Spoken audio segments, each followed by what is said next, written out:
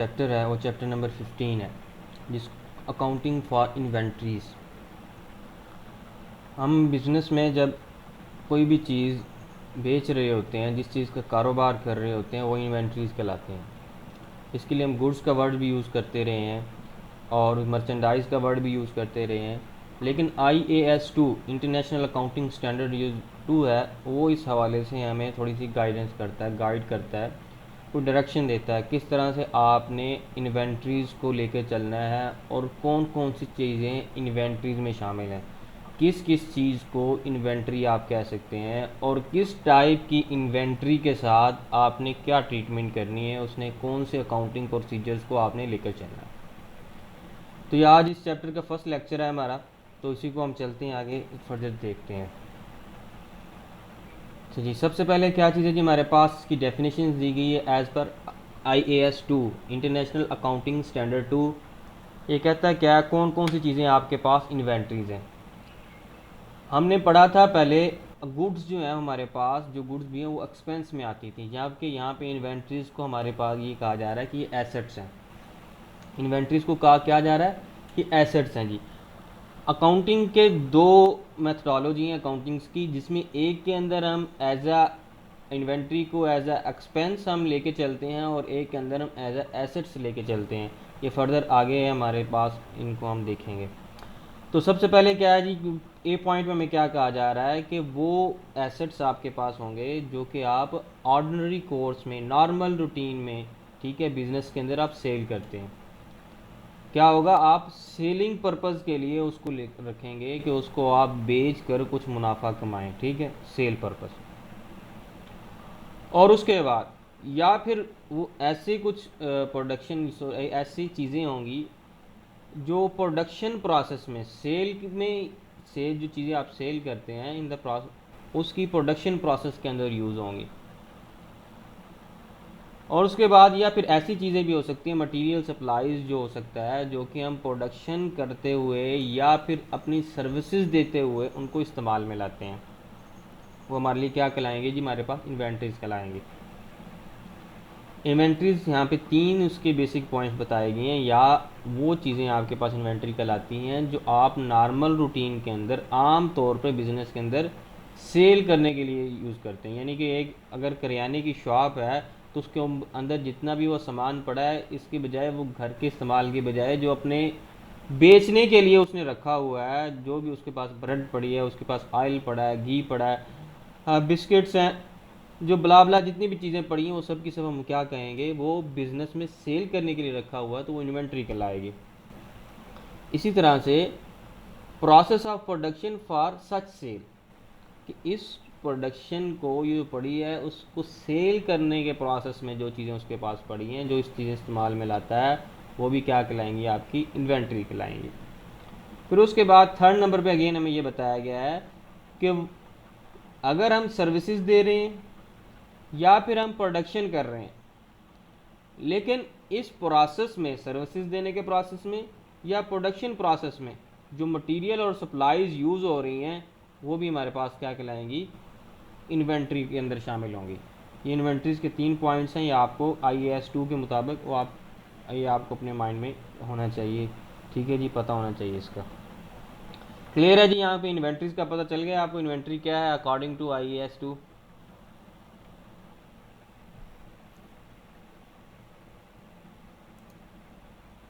जी sir. Okay,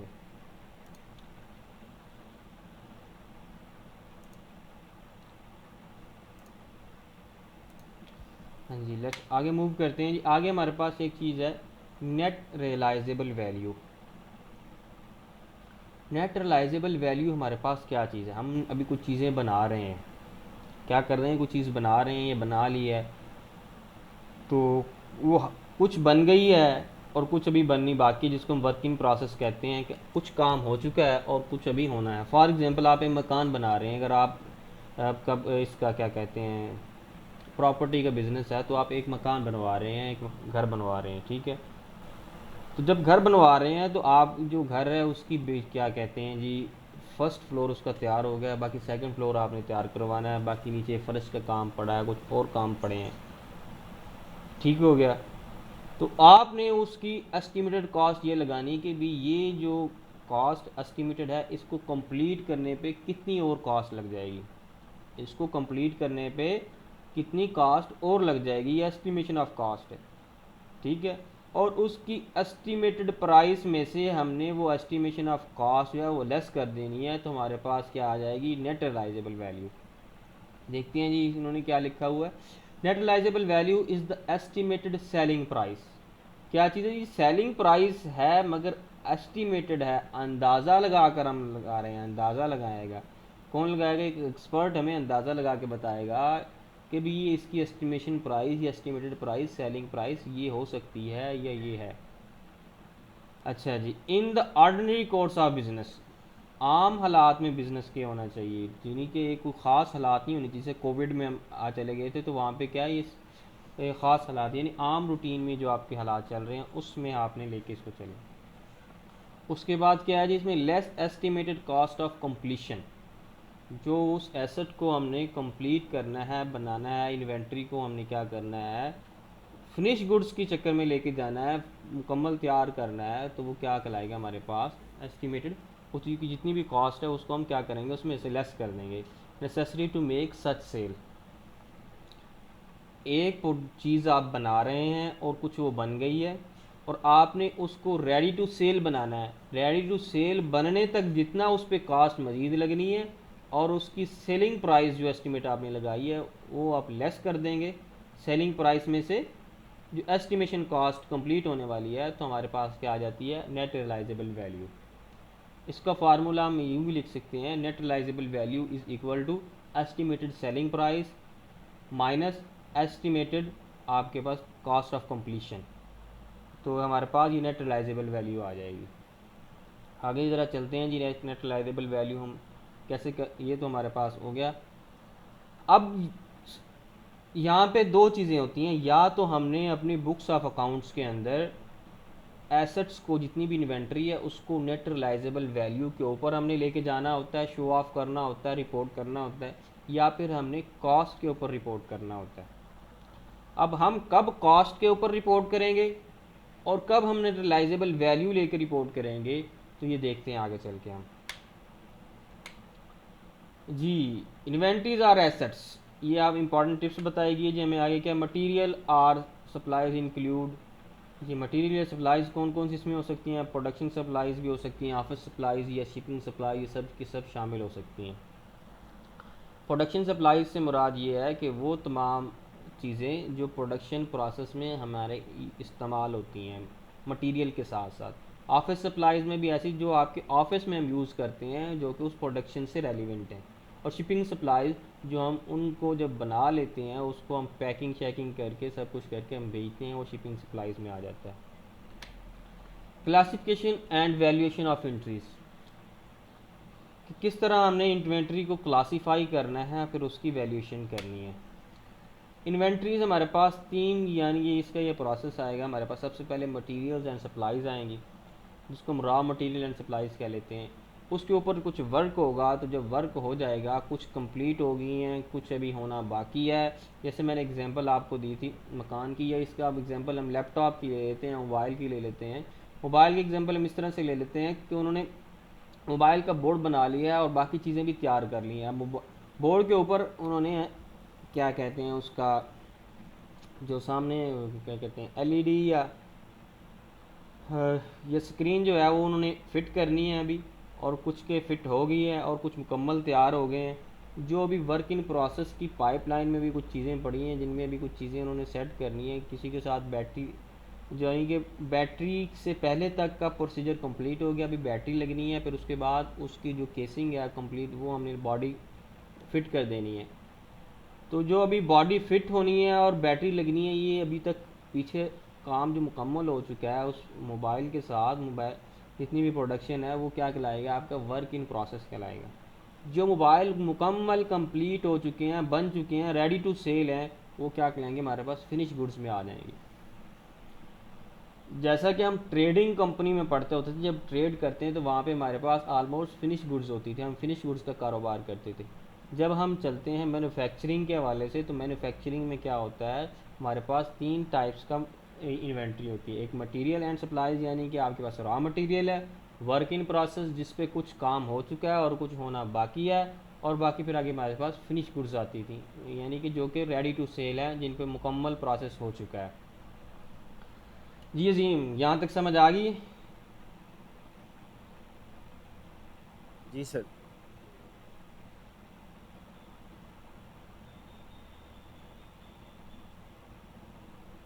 एक minute, ये एक जवान का मैसेज आया हुआ है, मैं उसको,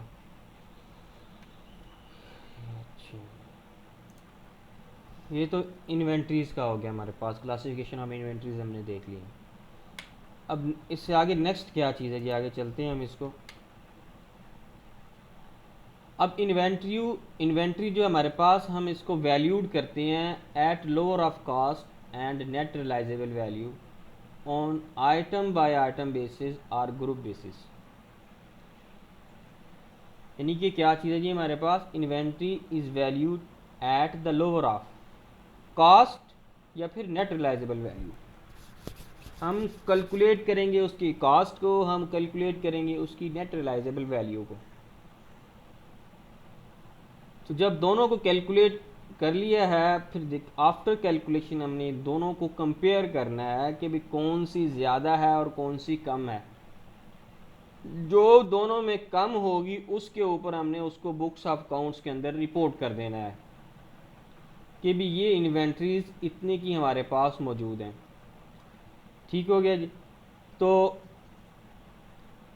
कॉस्ट क्या है जी हमारे पास, ये लिखा हुआ है that was paid to acquire the inventory. जो इन्वेंट्री को हम परचेज करने पे, एक्वायर करने पे, हासिल करने पे हम पे करते हैं, वो कॉस्ट कहलाएगी। इसमें क्या है जी, कॉस्ट ऑफ परचेज है, कन्वर्जन कॉस्ट है। अब कन्वर्जन कॉस्ट क्या चीज़ होती है, कल हम ये डिस्कस कर चुके हैं प्रीवियस चैप्टर में। कन्वर्जन कॉस्ट आपकी जो होती है आपके पास डायरेक्ट लेबर कॉस्ट और प्लस आपके पास उसकी जो होती है FOH,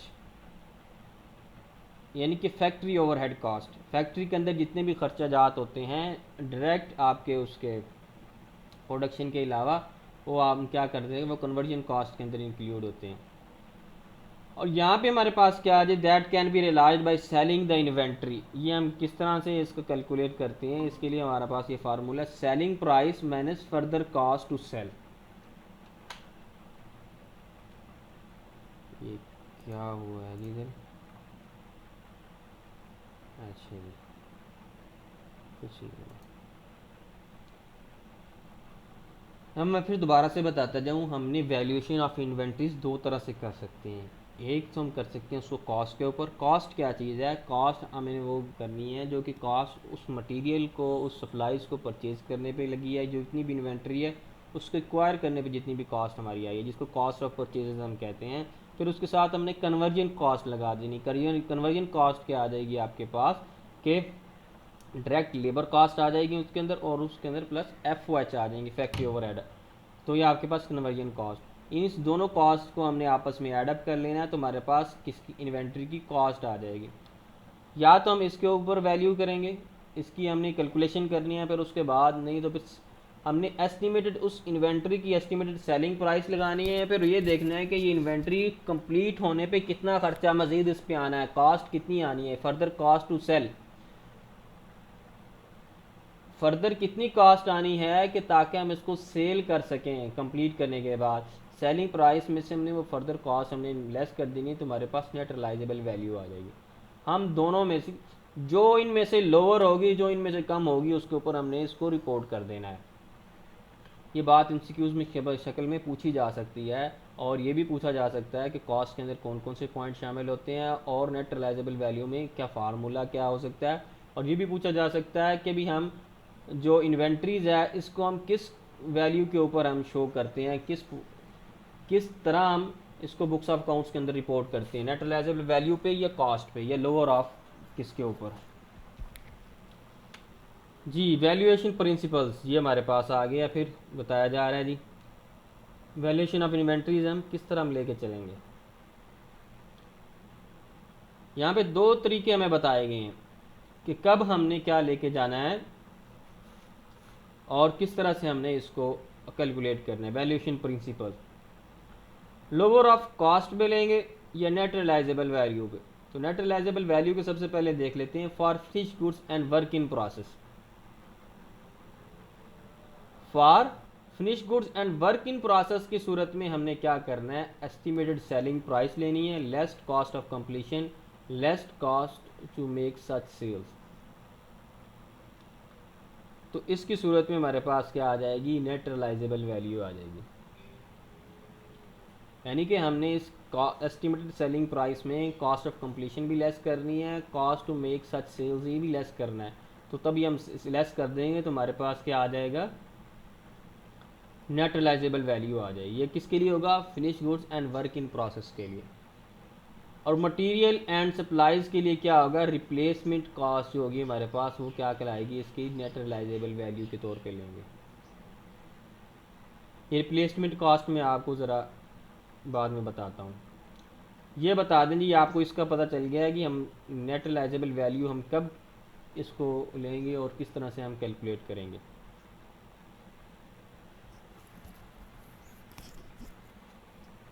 जी स्टूडेंट्स, जी सर। उसके बाद हमारे पास है जी लोअर ऑफ के लिए हम फिर आगे इन दो मेथड उनके साथ लेके चल सकते हैं कैलकुलेशन के लिए। कॉस्ट पे हम क्या करेंगे, for mutually interchangeable inventory. For mutually interchangeable inventory से क्या मतलब है इसका, फॉर एग्जांपल एक जो आपका एक अगर स्कूल है या कॉलेज है, आपको 1000 कुर्सी चाहिए स्टूडेंट्स के लिए। आप जाते हैं किसके पास जी, फर्नीचर वाले के पास जाते हैं, आप उसे कहते हैं जी हमें 1000 कुर्सी चाहिए। अच्छा जी, ये क्या मैसेज है जी, देख लेते हैं ज़रा।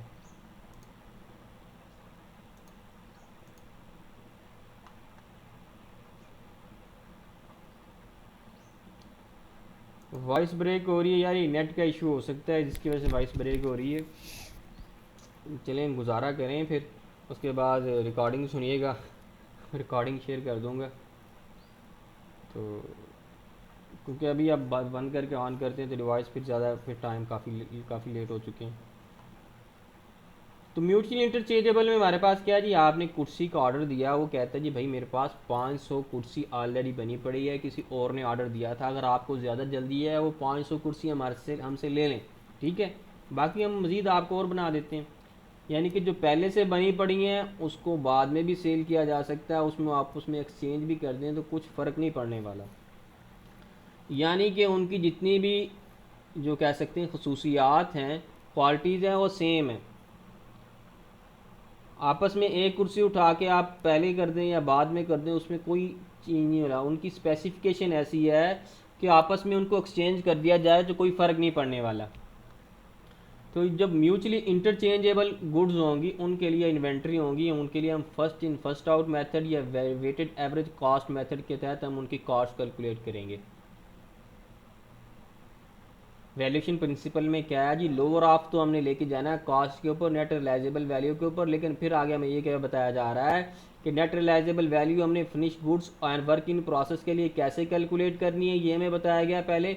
फिर अगर मटेरियल एंड सप्लाईज है तो उसके लिए हमने कैसे कैलकुलेट करनी है ये बता दिया गया हमें यहाँ पे। और इसी तरह से अगर हम कॉस्ट कैलकुलेट कर रहे हैं तो कैसे कैलकुलेट करना है। अगर म्यूचुअली इंटरचेंजेबल इन्वेंट्री है तो उसके लिए हमें ये दो मेथड बताए गए हैं, first in first out and weighted average. अगर स्पेसिफिकली आइडेंटिफाइबल इन्वेंट्री है तो तब क्या होगा, इंडिविजुअल कॉस्ट मेथड हमने लेके चलना है। ये सारी बातें जो हमने ये डिस्कस कर रहे हैं यहाँ पे, ये एमसीक्यूज़ के लिए बहुत इंपॉर्टेंट है, ठीक है, तो इसमें छोटे छोटे पॉइंट हैं और ये छोटे छोटे पॉइंट ही पूछे जाते हैं। अगर आइडेंटिफाइबल इन्वेंट्री किस तरह से है कि कंपनी मोबाइल बना रही है, S1 बना रही है, S1 प्रो बना रही है, ठीक है जी, उसके बाद V19 बना रही है या V21 बना रही है, वीवो को हम इसकी एग्जांपल ले रहे हैं। तो यहाँ पे S1 प्रो जो है वो आप एक्सचेंज नहीं कर सकते किसके साथ, S1 के साथ। और इसी तरह V21 आपकी जो उसकी जितनी भी चीज़ें हैं जो भी उसकी प्रोडक्शन है इन्वेंट्री की, उसको हम एक्सचेंज नहीं कर सकते S1 प्रो और S1 के साथ। तो इस तरह से हर एक के लिए हम ये क्या है, स्पेसिफिकली आइडेंटिफाइबल है, ये पता है ये S1 प्रो की लाइन चल रही है, ठीक है, ये वो आगे उसके साथ प्रोडक्शन हो रही है किस चीज़ की, S1 की, या फिर उससे आगे V21 की। तो ये क्या आइडेंटिफाइबल इन्वेंट्रीज हैं। तो आइडेंटिफाइबल इन्वेंट्री के लिए हम इंडिविजुअल कॉस्ट मेथड लेके चलते हैं। अब हम चलते हैं जी रिप्लेसमेंट कॉस्ट की तरफ। रिप्लेसमेंट कॉस्ट क्या है? अब रिप्लेसमेंट कॉस्ट ये है कि आपने एक चीज़ अभी परचेज़ कर लिया है, तो मार्केट में वो कितने की दोबारा अगेन मिल रही है, वो कहलाएगी रिप्लेसमेंट कॉस्ट। आज आपने प्रोडक्शन के लिए लकड़ी परचेज़ की है, मटेरियल एंड सप्लाईज के लिए लकड़ी परचेज़ की है, आपने 400 रुपये या फॉर एग्ज़ाम्पल 500 रुपये आपने मन के हिसाब से 40 kg के हिसाब से आपने क्या कर लिया है, आपने लकड़ी परचेज़ कर ली है। क्या बनाना है जी? फर्नीचर बनाना है आपने अगर वही अगर आप 1 माह के बाद या 2 माह के बाद या 1 दिन के बाद उसको दोबारा से एक्सचेंज करना चाहें या उसी तरह की और लेना चाहें, तो वो अगर उसका रेट 400 की बजाय 500 हो जाए, ठीक है, या 450 हो जाए, तो वो 450 जो थी वो आपका क्या कहलाएगा? रिप्लेसमेंट कॉस्ट कहलाएगी। जी रिप्लेसमेंट कॉस्ट का पता चल गया जी।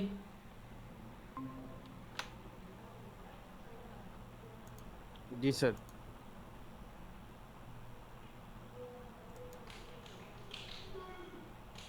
तो नेक्स्ट जी हम इंपॉर्टेंट टिप्स की तरफ चलते हैं जी।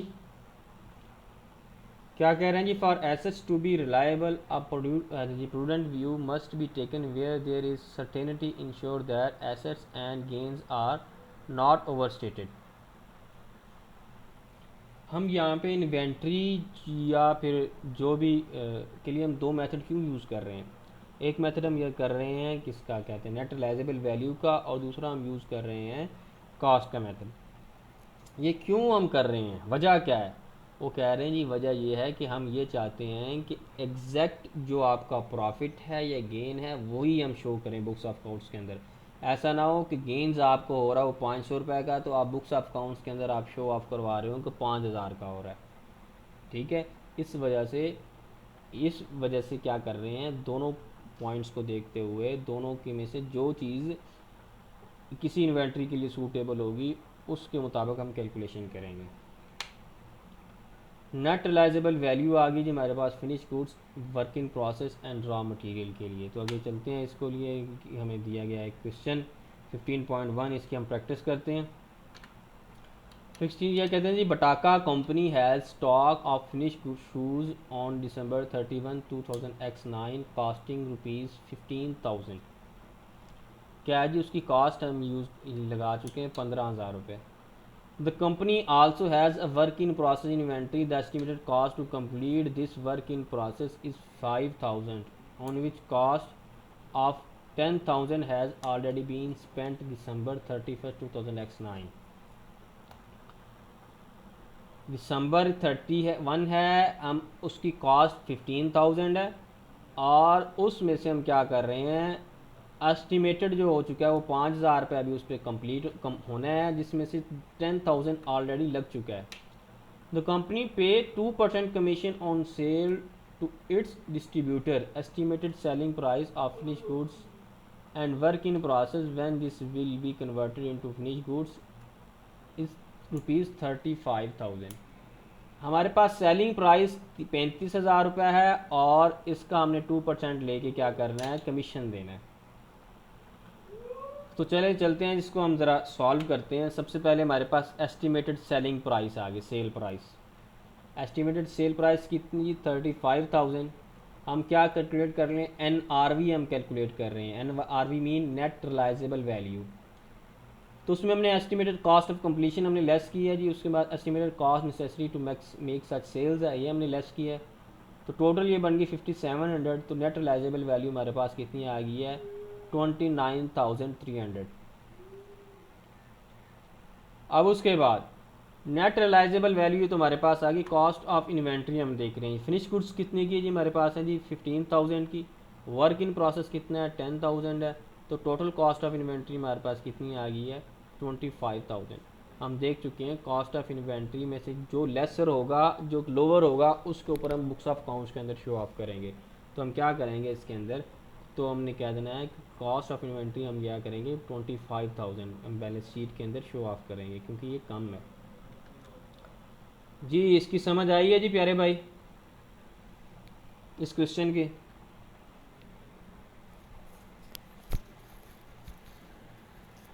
जी सर।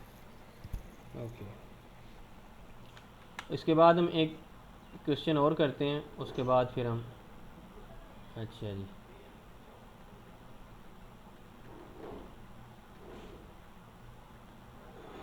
हाँ जी, नेक्स्ट क्वेश्चन है जी 15.2। हम एनआरवी ऑफ रॉ मटेरियल हम लेके चल रहे हैं। एनआरवी रॉ मटेरियल की तरफ देखते हैं। वो हमने देख लिया था वर्क इन प्रोसेस और फिनिश गुड्स के हवाले से। Cotton expert limited is engage in manufacturing of cloth. Price of cotton acquired by cotton expert limited has fallen from 200 पर पाउंड टू ₹180 पर पाउंड।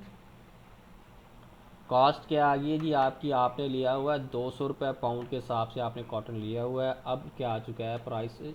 180 पर पाउंड पे आ चुका है। At the end of the month company had 3000 units which it had purchase ₹200 per unit.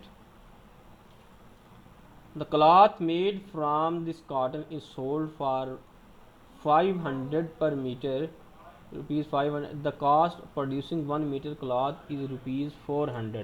1 pound of cotton is converted into 1 meter cloth. Calculate the value of inventory of raw material.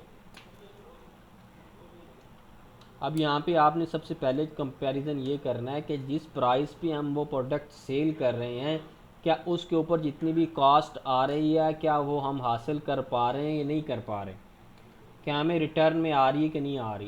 यानी कि 400 रुपये आपकी 1 metre produce करने पे cost लग रही है, लेकिन आप 500 का सेल कर रहे हैं उसको, यानी कि 100 रुपीज़ आपकी बचत हो रही है, यानी कि 100 रुपये ज़्यादा पे बेच रहे हैं। अगर इसके बराबर हो या इससे ऊपर होनी चाहिए कॉस्ट, तो तब हमने क्या करना है, तो उसको लिए हम चलते हैं आगे, इसको देखते हैं क्या लिखा क्या हुआ जी। As the finish goods are sold above their cost, so the inventory of such material is not written down to NRV। क्या होगा जी? अगर हम एक प्रोडक्ट की कॉस्ट हासिल कर रहे हैं, कॉस्ट जितना भी खर्चा उसका आया हुआ है उससे ज़्यादा की अमाउंट या उस पर सेल कर रहे हैं, तो तब हम NRV पे कैलकुलेट नहीं करेंगे बल्कि कॉस्ट के ऊपर हम लेके जाएंगे। तो हमारे पास जितनी भी चीज़ थी, जितने भी क्या मकदार में हमारे पास इन्वेंट्री थी, रॉ मटेरियल था, उसको उसकी कॉस्ट के साथ मल्टीप्लाई करके हमने शो ऑफ करना है। जैसे कि ₹200 मल्टीप्लाई बाय 3000, तो 600,000 हमारे पास वैल्यू आ गई है। NRV आ गई, किस चीज़ की आ गई जी? कॉटन की, जो भी जितना हमारे पास प्रोडक्शन पड़ी थी। और दोबारा से आपको फिर बताता जाऊँ, यहाँ पे जो उन्होंने कंसेप्ट हमें दिया है कि अगर आप एक चीज़ सोल्ड आउट कर रहे हैं, बेच रहे हैं और उसको प्रोड्यूस करके बेच रहे हैं, मैन्युफैक्चर करके बेच रहे हैं, आपने वो परचेज़ की हुई है और उसकी जो लागत है, उसकी जो कॉस्ट है वो आप बेचने से हासिल कर पा रहे हैं, या उस लागत के जितनी ही लागत आपकी आई है, जितनी कॉस्ट आई उतनी ही अमाउंट में आप सेल कर रहे हैं, तो आपने उसको कॉस्ट के ऊपर बुक्स ऑफ अकाउंट के अंदर रिपोर्ट करना है। आपने NRV के ऊपर रिपोर्ट नहीं करना जी। इस क्वेश्चन से जो कंसेप्ट हमें मिला है वो NRV ऑफ रॉ मटेरियल के हवाले से, वो आपको समझ आ गया?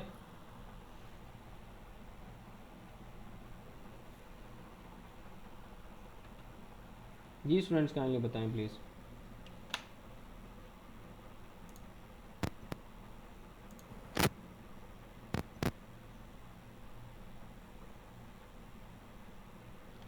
आपकी वॉइस नहीं आई मेरे पास, नहीं बताया कुछ। जी सर ठीक है। ओके जी, तो ये रॉ मटेरियल के हवाले से है। फिर मैं बताता जाऊँ कि रॉ मटेरियल की जब हम कैलकुलेशन करेंगे NRV या फिर उसकी कॉस्ट के ऊपर, तो तब हमारे पास ये होना चाहिए जितने का रॉ मटेरियल परचेज़ किया है, रॉ मटेरियल उससे जिससे जो हम प्रोडक्ट बना रहे हैं, वो प्रोडक्ट की जितनी भी कॉस्ट लगी है, जितनी भी उस पर कॉस्ट हमारी आई है, उससे ज़्यादा की अमाउंट में अगर वो प्रोडक्ट सेल हो रही है, वो कॉस्ट हमें रिटर्न हो रही है, और या फिर उतनी ही जितनी कॉस्ट की हमारी जो है वो आई है, उतनी ही कॉस्ट के ऊपर हम सेल कर रहे हैं। इन दोनों सूरतों में हम कॉस्ट के ऊपर बुक्स ऑफ अकाउंट्स के अंदर वो रॉ मटेरियल रिपोर्ट करेंगे, NRVPM रिपोर्ट नहीं करेंगे। अच्छा जी, नेक्स्ट हम आगे मूव करते हैं जी 15.3 की तरफ। कहते हैं Prince limited is engage in a manufacturing business, 1 unit of raw material is converted into 1 unit of finish goods. Raw material की एक यूनिट से हम क्या बना रहे हैं, फिनिश गुड्स का एक यूनिट बना रहे हैं। The cost of raw material acquired by the company ₹300 per unit on January 31। अच्छा जी, on January 31 due to excess supply price has fallen from 300 to 200। Last time हमने देखा था प्राइस कम हुई थी, लेकिन यहाँ पे क्या हो रहा है हमारे पास कि यहाँ पे भी प्राइस कम हो रही है। 300 से कितनी होगी है, 200 होगी है। The cost of producing of 1 unit finish goods is ₹500 while the NRV of the product is 400। हम कॉस्ट जितनी भी उसकी कैलकुलेट कर रहे हैं, जितनी भी कॉस्ट हमारी आ रही है वो 500 की है, जबकि NRV कितनी आ रही है, जो हमारे पास 400 है पर unit. Calculate the value of inventory of raw material, the company has 75 units of raw material at month. जी, तो हमने क्या करना है, रॉ मटेरियल की हमने कैलकुलेशन करनी है, उसकी हमने इन्वेंट्री की वैल्यू निकालनी है। देखते हैं इसको हम। यहाँ पे मैं क्या बताया जाएगा, the value of inventory of raw material will be written down to NRV और replacement cost as the finish goods would not be sold और अबव द कॉस्ट।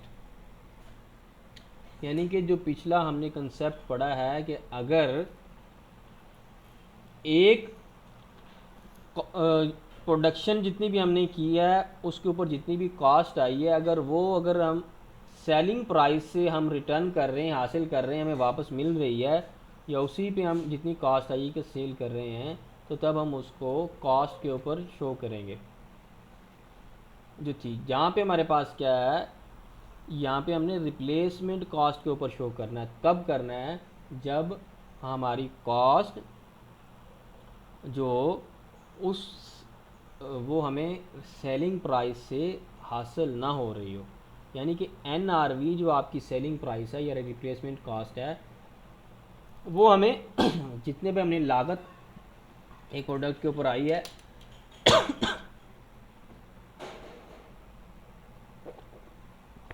वो हमें रिटर्न में वापस नहीं आ रही।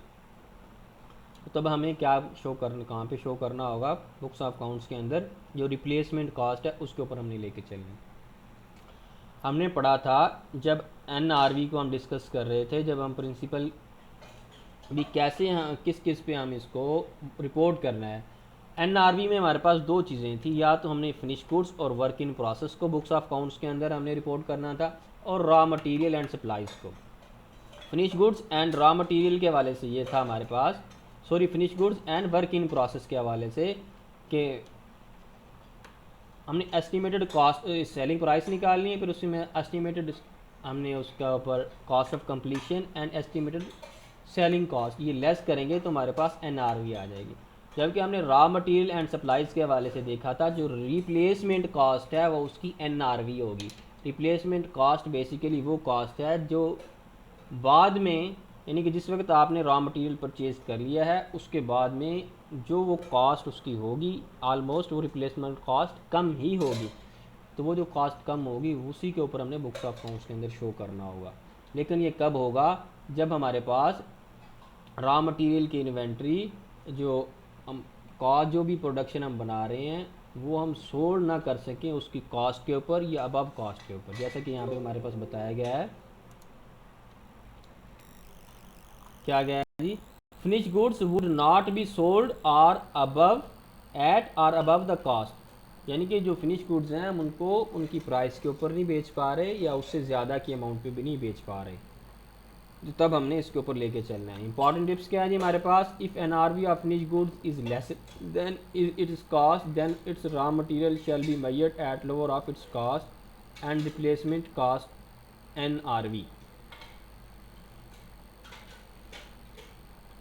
जी, तो यही बात हम पहले भी बात कर चुके हैं, देख चुके हैं कि जब हम देखेंगे फिनिश गुड्स के हवाले से, अगर या फिर तो रिप्लेसमेंट या फिर उस रॉ मटेरियल के हवाले से, कि अगर उसकी जो वैल्यू है वो कम है कॉस्ट से एनआरवी की, तो फिर हमें एनआरवी के ऊपर ही हमने उसको ले क्या करना है, रिपोर्ट करना है। NRV raw material and supplies के हवाले से क्या है, रिप्लेसमेंट कॉस्ट है।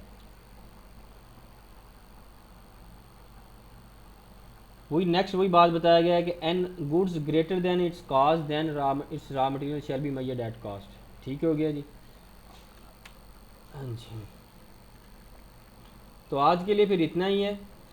ये बता दें जी यहाँ तक अगर कोई आपको पॉइंट समझ नहीं है या किसी चीज़ में कन्फ्यूजन है तो उसको डिस्कस कर लेते हैं, नहीं तो फिर हम क्लास को एंड करते हैं।